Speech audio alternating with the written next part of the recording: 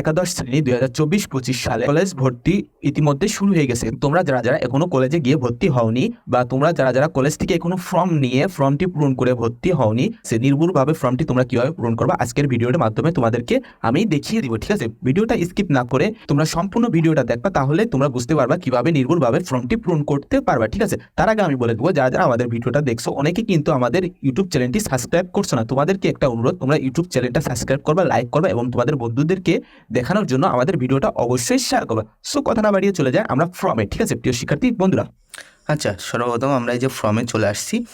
তোমরা ফর্মটি ভালোভাবে বুঝবা, আমি যেভাবে তোমাদেরকে ধরিয়ে দিব বা বুঝিয়ে দিব সেভাবে তোমরা কিন্তু ফর্মটি পূরণ করবা। অন্যথায় কিন্তু তোমাদের আর কি আইডি কার্ড বানাতে বা হচ্ছে যে নেক্সটে যেসব নাম মানে তোমাদের সার্টিফিকেটে যে নামগুলো আসবে এগুলো কিন্তু ভুল আসতে পারে।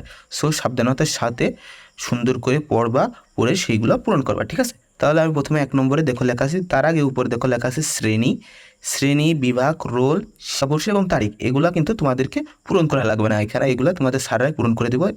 এখানে প্রথমে দেখো রয়েছে শিক্ষার্থীর নাম বাংলায়, এখানে তোমরা বাংলায় শিক্ষার্থীর নাম লিখবা। ওকে, অর্থাৎ তোমার নামটা বাংলায় লিখবা এবং ইংলিশে এটা বড় হাতের সব লিখবা। ঠিক আছে, আর দেখো পরে রয়েছে নিরাপত্তা কোড। এই নিরাপত্তা কোডও তোমাদের দেওয়া লাগবে না এবং ইউনিক কোড এটাও তোমাদেরকে লেখা লাগবে না।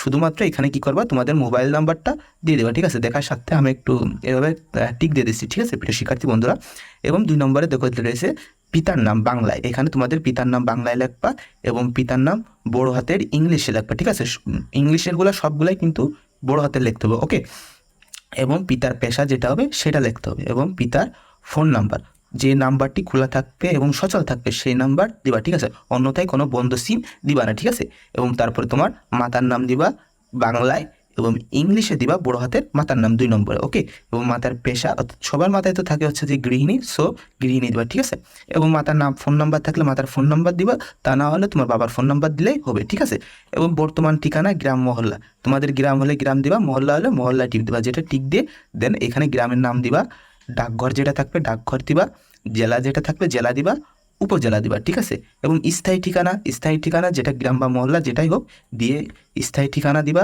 ডাকঘর দিবা, উপজেলা দিবা, দেন জেলা দিবা। ওকে, আর তারপরে আইনগত অভিভাবকের নাম, অর্থাৎ আইনগত অভিভাবকের নাম পিতামাতা ব্যতীত যাকে মানে তোমার পিতামাতার অবর্তমানে পিতামাতার ফোন নাম্বার দিয়ে কন্ট্যাক্ট করতে না পারলে যাকে ফোন দিলে পাওয়া যাবে, অর্থাৎ 3 নম্বর লোক, এখানে তোমার ভাই অথবা তোমার বোন অথবা তোমার খুব কাছের ঘনিষ্ঠ কারোর নাম দিবা এবং তার মোবাইল নাম্বার দিবা। ঠিক আছে প্রিয় শিক্ষার্থী বন্ধুরা, 7 নম্বরের জন্ম তারিখ, তোমরা কিন্তু এটা কোনোভাবে ভুল করবা না। জন্ম তারিখ তোমরা আইনগত অভিভাবকের নাম জন্ম তারিখ কিন্তু দিবা না, এখানে তোমাদের নিজের জন্ম তারিখ দিতে হবে। ঠিক আছে, এখানে নিজের জন্ম তারিখের এখানে পূরণ করবা।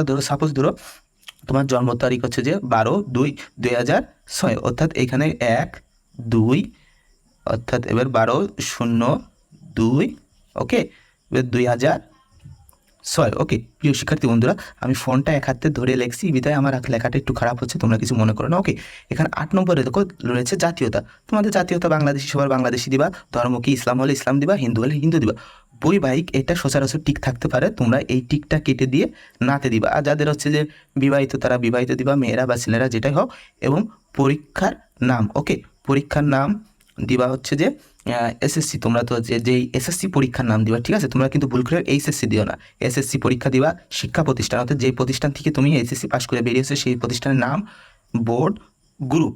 ওকে, রেজিস্ট্রেশন নাম্বার, ঠিক আছে, তোমাদের যে রেজিস্ট্রেশন নাম্বারটা থাকে হচ্ছে যে অ্যাডমিট কার্ডে বা রেজিস্ট্রেশন কার্ডে, এবং রোল নাম্বার, পাশের বছর, অর্থাৎ তোমাদের এই পাশের বছরটা হচ্ছে 2024। ওকে, পাশের বছর দিবা, গ্রেড দিবা, যে গ্রেডটা হয়েছে অর্থাৎ 3.06 বা 4.06, এখানে চতুর্থ বিভাগ, অর্থাৎ চতুর্থ বিভাগ ব্যতীত মানে 4 সাবজেক্ট বাদে যে পয়েন্ট হবে সেই পয়েন্টটা দিবা। ঠিক আছে, গ্রেড দিবা, প্রাপ্ত নাম্বার, অর্থাৎ সব মিলিয়ে যে প্রাপ্ত নাম্বারটা হয় সেই নাম্বারটা দিবা। ঠিক আছে প্রিয় শিক্ষার্থী বন্ধুরা, এবং দেখো রয়েছে এখানে মানবিক শাখা, বিজ্ঞান শাখা এবং ব্যবসায়ী শিক্ষা শাখা সাবজেক্ট, এগুলো তোমাদেরকে দেওয়া লাগবে না, এগুলো অটো থাকবে। তো আমরা দ্বিতীয় পৃষ্ঠায় চলে যাব। দেখো দ্বিতীয় পৃষ্ঠায় রয়েছে যে কোনো 3টি, অর্থাৎ সাবজেক্ট চয়েস দিতে হবে। মানবিকের জন্য এটা, বিজ্ঞানের জন্য এটা, আর ব্যবসায়ের জন্য এটা।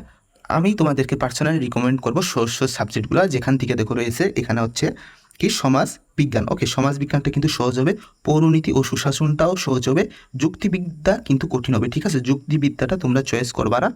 এবং দেখো রয়েছে এখানে কি ইসলামী ইতিহাস অথবা ইতিহাস, তোমরা কিন্তু ইসলামী ইতিহাস ভুল করেও নিও না, ইসলামী ইতিহাস কিন্তু অনেক কঠিন হবে, ঠিক আছে? ইতিহাসটা সহজ হবে, অর্থনীতিটা নেওয়ার দরকার নেই, ঠিক আছে? এই তিনটা নিবা। ওকে, এবং দেখো ফোর্থ সাবজেক্ট হিসেবে আমি রেকমেন্ড করবো তোমরা নিবা হচ্ছে যে ইসলাম শিক্ষা, ঠিক আছে? কারণ তোমরা ইসলাম শিক্ষা সম্পর্কে সবাই ভালো জানো, সেহেতু তোমরা ইসলাম শিক্ষাটা ফোর্থ সাবজেক্ট নিবা, ঠিক আছে প্রিয় শিক্ষার্থী বন্ধুরা? এবং বিজ্ঞান বিভাগ থেকে দেখো আমি বলবো তোমরা নিবা হচ্ছে রসায়ন, জীববিজ্ঞান এবং পদার্থ বিজ্ঞান। উচ্চ গণিতটা কিন্তু অনেক কঠিন হবে, সো উচ্চ গণিতটা তোমরা নিবা না। এখানে তৃতীয় বিভাগে অর্থাৎ ব্যবসা বিভাগে তোমরা নিবা কি উৎপাদন, ব্যবসা ও বিবরণ, হিসাব বিজ্ঞান, তারপরে কি ফিনান্স ও ব্যাংকিং বিবরণ, এটাও নিতে পারো বা এটাও দুটো সাবজেক্টই কিন্তু একটু কঠিন, বাট আমি বলবো 4 নম্বরটা নিবা, তাহলে তোমরা যে অনার্স লেভেলে যে তোমাদের সাথে পড়তে সুবিধা হবে, ঠিক আছে? এবার আমরা চলে যাব, হ্যাঁ, এখান থেকে ফোর্থ সাবজেক্টটা নিবা, অর্থাৎ বিজ্ঞান বিভাগ থেকে তোমরা ফোর্থ সাবজেক্টটা নিবা কৃষি শিক্ষা, ঠিক আছে? ওকে, আর এবং হচ্ছে ব্যবসা শিক্ষা থেকে তোমরা ফোর্থ সাবজেক্ট কৃষি শিক্ষা নিবা। ওকে, তাহলে এবার চলে আসে আমরা এখানে তোমাদের যে যে সাবজেক্টগুলো চয়েস করছো, মানবিক বিভাগের জন্য মানবিক ঘর, বিজ্ঞানের জন্য বিজ্ঞানের ঘর, আর ব্যবসায়ের জন্য ব্যবসায় ঘর। তোমরা যে এখানে যে 3টা সাবজেক্টটা সিলেক্ট করছো, ওকে, 3টা যে সাবজেক্টটা সিলেক্ট করছো সেই 3টা সাবজেক্টের নাম এখানে লিখবা। প্রথমে 4 নম্বরে এখানে একটা, এখানে একটা, এখানে একটা। ওকে, এবং এখানে ফোর্থ সাবজেক্টের নাম, যেটা ফোর্থ সাবজেক্ট যেটা সিলেক্ট করছো সেই ফোর্থ সাবজেক্টের নামটা এখানে লিখবা। এবং কোডটা তোমাদেরকে দেখায়, দেখো ধরো সমাজ বিজ্ঞান তোমরা এখানে লেখলা, এখানে কোড লিখবা কি 117, 118, এইখানটাতে তোমরা কোড নাম্বারটা লিখে দিবা। পুরোটা না ধরলে এখানে দিয়ে একটা উপরেরটা লিখবা আর একটা নিচেরটা লিখবা, ঠিক আছে প্রিয় শিক্ষার্থী বন্ধুরা? আশা করি তোমরা বুঝতে পারছো। এখানে দেখো এইখানটাতে তোমরা কি করবা, তোমরা তারিখ দিবা, দেন আবেদনকারী স্বাক্ষর, মনে রাখবা বারবার আবেদনকারী স্বাক্ষর এখানে করবা, দেন নিচের ঘুরে এসে আবার তারিখ লিখবা, ঠিক আছে?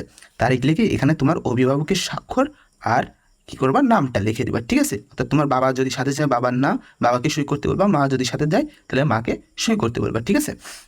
আর এটা তোমাদের হচ্ছে স্কুল কর্তৃপক্ষ থেকে সই করে দিবে। এবং নিচের এটা দেখো তোমাদের ভালোভাবে খেয়াল করে, তোমাদের কী কী লাগবে, পাসপোর্ট সাইজের ছবি লাগবে 4টি, অ্যাডমিট কার্ড, রেজিস্ট্রেশন ইত্যাদি ইত্যাদি, শিক্ষাগত 2টি, জন্ম নিবন্ধন, যে এগুলো তোমাদের কি ওই আইডি কার্ড বানানোর ক্ষেত্রে তোমাদেরকে এগুলো লাগবে, ঠিক আছে?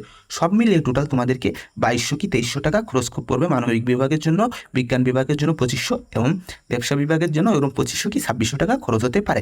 এবং আমি আরেকটা তোমাদেরকে গুড নিউজ দিয়ে দিই, এটা হলো যে তোমাদের কিন্তু উপবৃত্তির ব্যবস্থা করা হয়েছে, ঠিক আছে? একাদশ শ্রেণীদের এই উপবৃত্তি নিয়ে ফর্ম ফিল আপ কীভাবে করবে এটা নিয়েও আমি ভিডিও আনবো, তোমরা কিন্তু অবশ্যই আমাদের চ্যানেলটি সাবস্ক্রাইব করে রাখবা, ঠিক আছে প্রিয়